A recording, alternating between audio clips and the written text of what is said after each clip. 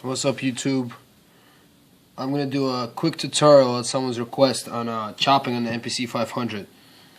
And yeah, basically I had to turn the back light off on my LCD because my camera was just refusing to focus. You see what it looks like with the LCD on, right? You don't see anything. So, oops, I restarted it. My bad. Anyway, so I had to turn the light off, but you know, this is fine as long as it's nice and crispy now. You can see it. So basically, I got the sample here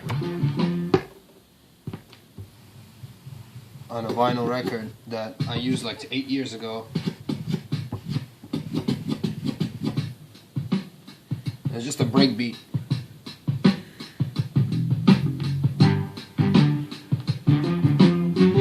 It's actually a pretty dope sample, but I'm not going to use all that right now. For the purpose of this tutorial, we're just going to record the drums and chop them up into individual drum hits. So here we go.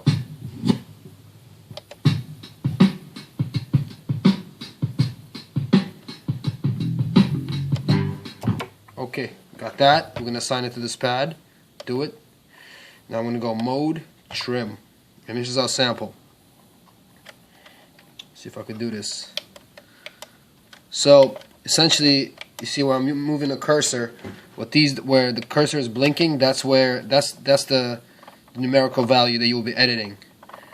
And what that refers to, hope you can see, is these are different. These are like basically tenth of a second, hundredth of a second, thousandth of a second. So these are just fine. These are just different increments of editing. So for example, here, if I use this higher value, it's gonna take me. What's going on here? Oh, sorry. Here we go.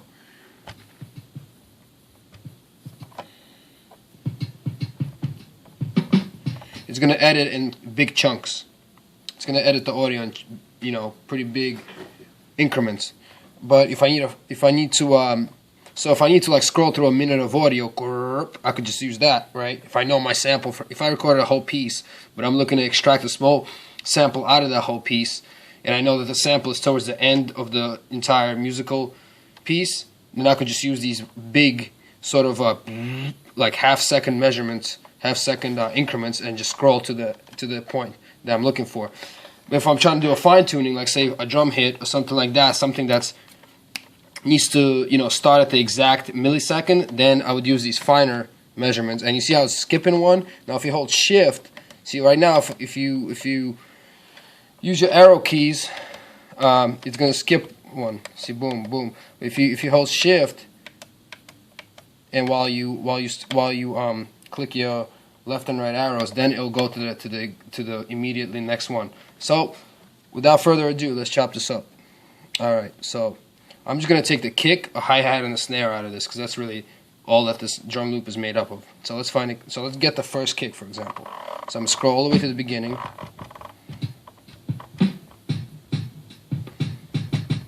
Okay, so that's my start point. Now I'll go to the end point. That's my first kick. So like if I scroll here with this, it's going to take me forever because that's like a millionth of a second. So I'm going to go like over here to this number. Just from experience, I know that it's not. And this first pad, actually this first pad will play whatever you have selected from start point to end point, and it'll loop it. So let's see.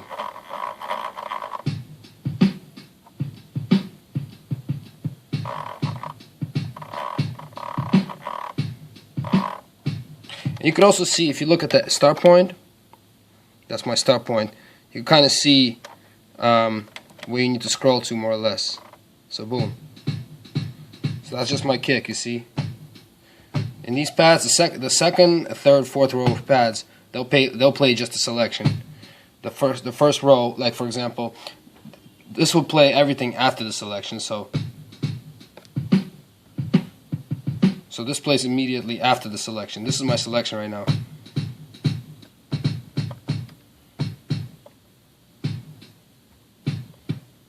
Though I don't really want that little hat in there, so I'm going to get rid of that. Alright, so I'm gonna go to the beginning just to make sure I didn't miss anything. Like that, maybe there's like a little slight stronger attack in the beginning that I'm cutting off. No, sounds pretty good. All right, so now I'm gonna scroll down to edit, and I'm not gonna discard, because what discard does is it gets rid of everything but this. But since I want other chunks of that musical sample, I'm gonna hit extract. Which extract is gonna do is it's gonna take my selection and create a new sample out of it. So I'm gonna hit do it. It's gonna ask me to assign it to a pad. I'm gonna hit a pad that I want to assign it to. It's out of, basically right now I'm gonna do pad 1 because I like to keep my pads on the bottom row. It's just, I guess, for playing live it works. Press do it. That's that. So now this defaults to sample 2, which is the sample we just created. But I'm gonna go back to sample 1. And now, so I'm gonna go see. It's already, the trim start is already where. Let's see. So now I'm just gonna scroll over to the second sample by going this way. And if I continuously just hit the pad while scrolling, it sort of gives me a preview of where I'm going. And what that's happening is because the start end and because this loops your selection, the first pad. So when you hear that, that's a really tight loop, because what's happening is the beginning of my selection and the end of my selection are so close together that it's like it creates almost a tone, a musical tone. See, listen.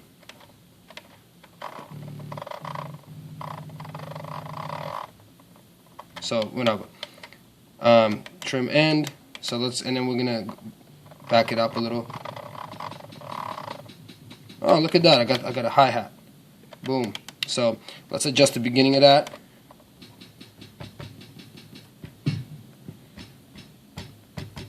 Sounds pretty good. If I need to make a final adjustment later, I could always so I'm gonna extract that. Where's my extract? Extract. Boom. Extract that and put it on pad 3 because that's just where I like to have my hi-hat. And now I'm go back to sample 1, and I'm gonna go now. Well, so let me adjust first of all. Let me adjust the end point. Push it back a little.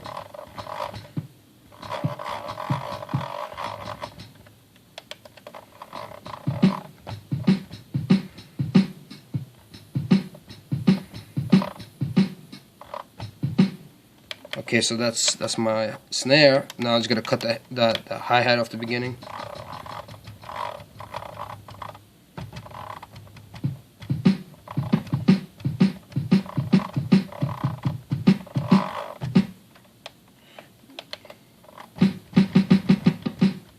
That sounds pretty good. Alright, so that sounds pretty okay. I'm gonna extract that, put it on pad 2. So now if I go to my okay, so do it. So now if I go to mode program now,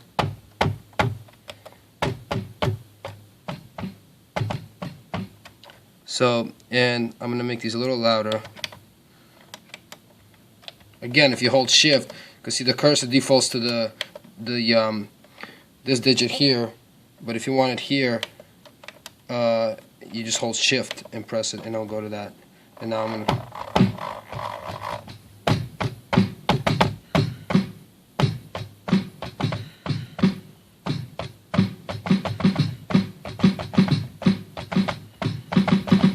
So that's your basic. I'm not really crazy about this kick, so I'm gonna go back to my original sample by going mode trim, go back to the first sample, and I'm gonna find another kick in that loop that I like better.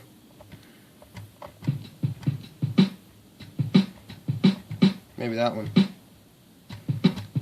So well, that sounds a little weak, but let's see.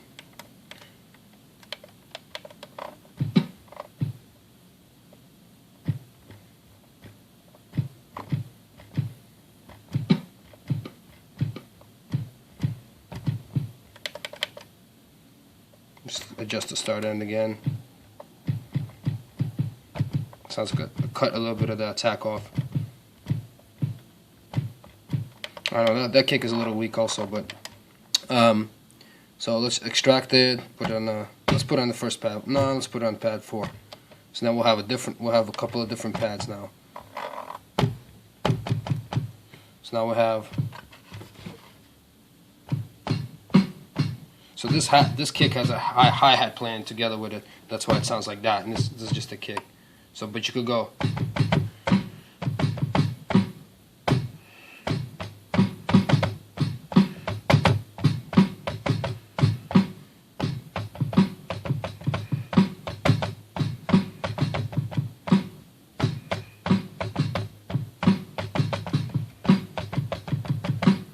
So, boom, that's your basic break beat. So let's record a sequence. Why don't we, huh? All right, let's do it. Let's bounce this down to 85, 86. Why not? And let's see what we can do. Where's our timing correct set to? That's fine. Now let's give it a little swing.